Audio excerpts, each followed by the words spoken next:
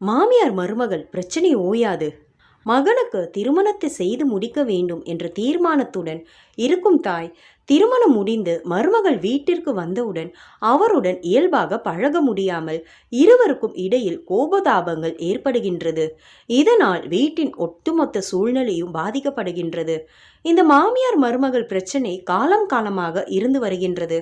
இருந்தாலும் இன்றைய நவீன கால நிலையில் இந்த பிரச்சனை இன்னும் அதிக பாதிப்பை உண்டாக்குகின்றது. மாமியார் மருமகளிடையே ஒரு இணக்கமான சூழல் அமையும் வீடுகள் எண்ணிக்கையில் மிகவும் குறைவாக உள்ளதை நாம் ஏற்றுக்கொண்டுதான் ஆக வேண்டும். மாமியார் மருமகள் இடையே சண்டை சச்சரவுகள் சகஜம். இது ஒவ்வொரு வீட்டிலும் நடக்கும் சாதாரணமான விஷயம்தான் என்றாலும் சற்று யோசிக்க வேண்டியதும் கூட. எந்த ஒரு சிறு பிரச்சனைக்கும் இருவருக்கும் இடையே கடும் வாக்குவாதம் நடக்கும். இது சிறிய சண்டைக்கு வழிவகுக்கின்றது. மருமகள் வீட்டிற்கு வந்ததிலிருந்து மகன்கள் தங்களுக்கு அதிக முன்னுரிமை கொடுப்பதில்லை என்று மாமியார்கள் நினைக்கின்றனர். எங்கே தங்கள் மகன் தம்மிடமிருந்து பறிக்கப்படுவான் என்ற பயம் அவர்களுக்குள் தொடங்குகின்றது. அது மட்டுமல்லாமல் மருமகளும் மகனும் மட்டும் வெளியில் செல்லும் போது தாயின் மனம் இனம் புரியாமல் கலங்கும். அதனால் கோபம் போன்ற உணர்வு அதிகரிக்கின்றது. இதனால் மருமகள்கள் மாமியாரின் பொறாமைக்கு ஆளாகுகின்றன. இது லேசான கோபத்தின் வடிவில் காட்டப்படுகின்றது. என் மருமகள் வீட்டில் எந்த வேலையும் செய்வதில்லை என பல மாமியார்கள் புகார் கூறுகின்றார்கள். வேலைக்கு செல்லும் மருமகள்கள் காலை காஃபி, டீ, டிஃபன், இரவு உணவின் போது உதவி போன்றவற்றை செய்யாமல் எப்பொழுதும் படுக்கை அறையிலேயே இருக்கின்றார் என்று பல மாமியார்கள் சொல்வதை கேட்டிருப்பீர்கள். நவீன கால பெண்கள் சுதந்திரமாக வாழ நினைக்கின்றனர். நிறைய சம்பாதிக்கின்றனர், நிறைய படித்திருக்கின்றனர். அவர்கள் நிதி நிலைமையை கையாளும் அளவிற்கு அவர்களுக்கு வருமானம் வருகின்றது. இதற்கிடையில் அதிகரித்து வரும் மாமியார் மருமகள் பிரச்சனைகள் பல விவாதங்களையும் தோற்றுவிக்கின்றன. பொது இடத்தில் சண்டை சச்சரவுகளுக்கு வழிவிடுத்து சட்ட தலையீடு அவசியமாகின்றது. ஒரு மாமியாரை ஒரு மருமகள் கையாளுவது எப்படி என்று எந்த ஒரு பாடசாலையிலும் கற்பிக்கப்படுவதில்லை. ஒவ்வொரு மருமகளுக்கும் அவர்கள் மாமியார் பற்றி சொல்வதற்கு பல கதைகள் உண்டு.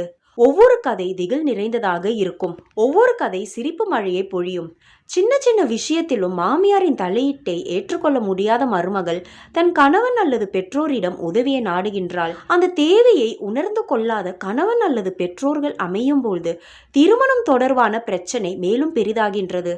மாமியார் குறித்து திருமண ஜோடிகள் பேசும்பொழுது தன்னுடைய மாமியார் திருமண வாழ்க்கையின் முக்கிய முடிவுகளை எடுக்க விடுவதில்லை என்றும் எல்லாவற்றிலும் மூக்கை நுழைக்கின்றார் என்றும் புலம்புகின்றனர். ஒரு மருமகள் எப்படி இருக்க வேண்டும், என்ன உடை உடுத்த வேண்டும், என்ன விரும்ப வேண்டும் என்று எல்லாவற்றையும் மாமியார் மட்டுமே முடிவெடுப்பதாக குறை கூறுகின்றனர்.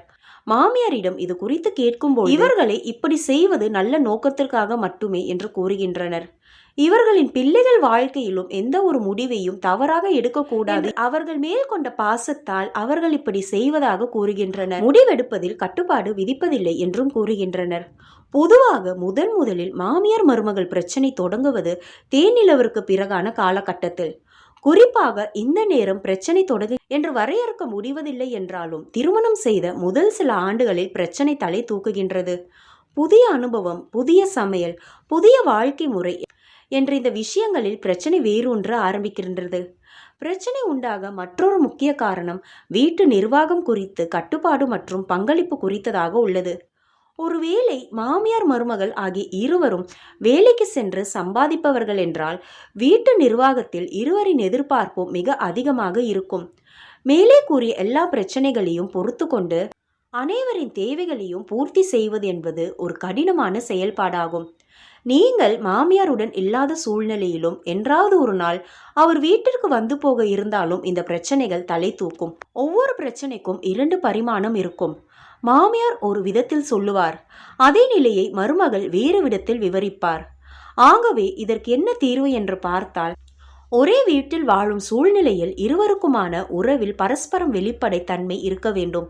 காலம் செல்ல செல்ல ஈகோவை தள்ளி வைத்து அல்லது மாற்றிக்கொண்டு வீட்டின் நன்மதிப்புக்காக சில விஷயத்தை செய்ய முன்வர வேண்டும். ஒரு மனமுடித்த ஜோடியாக ஒரு சிலருக்கு கவுன்சிலிங் தேவைப்படலாம். இதன் மூலம் நீங்கள் இந்த பிரச்சனையின் எந்த நிலையில் இருக்கிறீர்கள், இதனை எப்படி அணுகுவது, இருவரும் சேர்ந்து எப்படி பயணிப்பது என்பது குறித்து ஒரு புரிதல் ஏற்படலாம். கடினமான மாமியார்களை கையாளுவது பெரும்பாலும் ஒருவரின் உடல், உணர்ச்சி மற்றும் மன ஆரோக்கியத்தை பாதிக்கலாம். எனவே அவர்களிடம் பொறுமையாக இருப்பது முக்கியம். அவர்கள் உங்களுடையதை விட வித்தியாசமான உலக கண்ணோட்டம், வாழ்க்கை முறை மற்றும் வளர்ப்பு ஆகியவற்றை கொண்டுள்ளனர் என்பதை புரிந்து கொள்ளுங்கள். அது மதிக்கப்பட வேண்டும். கவுன்சிலிங். பெரும் பெண்களுக்கு இந்த பிரச்சனைகள் பெரும்பாலும் சிறியதாக தோன்றும். ஆனால் மாமியார் தன்னுடைய மற்றும் தன் கணவரின் தனிப்பட்ட விஷயத்தில் உட்புகுந்து முடிவெடுப்பது பிடிக்காமல் இருக்கலாம். ஆனால் இந்த விஷயங்களை சவாலாக எடுத்துக்கொள்வதால் எந்த ஒரு நன்மையும் ஏற்பட போவதில்லை. ஒருவரோடு மற்றவர் அமர்ந்து பேசி இதற்கான தீர்வை எத்திக் கொள்ள முடியும். ஒரு மாமியாரும் மருமகளும் சிறந்த தோழிகளாவது மிகவும் கடினம். மாமியாரை தாய் போல, மருமகளை மகள் போல பார்ப்பதும் கடினம். திருமணம் முடிந்தவே சில மாதங்களிலாகவே மனைவியிடம் கோபம் ஏற்படலாம். இதனால் அவர் ஆதரவு மனைவிக்கு கிடைக்காமல் போகலாம். ஆனால் இந்த சூழ்நிலையில் கணவன் மனைவி மனம் விட்டு பேசி அவர்களின் பிரச்சனையை எப்படி சமாளிப்பது என்பது குறித்து ஆலோசிக்க வேண்டும். இரண்டு பக்கமும் எந்த ஒரு பாதிப்பும் இல்லாமல் முடிவெடுக்க பழக வேண்டும். மாமியார்களுக்கு கூற வருவது என்னவென்றால், அவர்களின் எதிர்பார்ப்புகளை எளிமையான வழியில் மருமகளுக்கு புரிய வைக்க வேண்டும். வீம்பாக செய்ய விரும்பும் காரியம் வெற்றி பெறாது. அது தவறான கோணத்தில் மட்டுமே பார்க்கப்படும். உங்களுடைய எதிர்பார்ப்புக்கு தக்க விளக்கம் கொடுங்கள். தற்போதைய மாமியார்களுக்கும் இனி வரப்போகும் மாமியார்களுக்கும் ஒன்றை மட்டும் முக்கியமாக சொல்லிக்கொள்ள விழிக்கின்றோம். மற்றொரு பெண்ணின் விருப்பத்திற்கும் முடிவுகளுக்கும் மரியாதை கொடுங்கள். அவர்களுடைய விருப்பம் உங்களுடன் பொருந்தவில்லை என்றாலும் அதனை ஏற்றுக்கொள்ள பழகுங்கள். கடைசியாக சொல்வது என்னவென்றால், பெண் பிள்ளைகளுக்கு சிறு வயதிலேயே சமாளிக்கும் திறனை கற்பிக்க வேண்டும். இதனால் இன்னும் எளிதாக ஒரு பிரச்சனையை கையாள முடியும். ஒரு விஷயத்தை ஆக்ரோஷமாக கையாளுவதை விட சாந்தமாக கையாளுவதால் பிரச்சனையின் முடிவு வேறுபடலாம். சின்ன சின்ன பிரச்சனைகளுக்கு பொறுமையாக இருப்பதை பழகிக் கொள்ளலாம். முக்கியமாக சின்ன விஷயத்தை ஊதி ஊதி பெரிதாக மாற்றாமல் இருக்கலாம். இந்த பதிவு உங்களுக்கு பிடிச்சிருந்துச்சுன்னா லைக் பண்ணுங்கள், சப்ஸ்கிரைப் பண்ணுங்கள். தேங்க்யூ.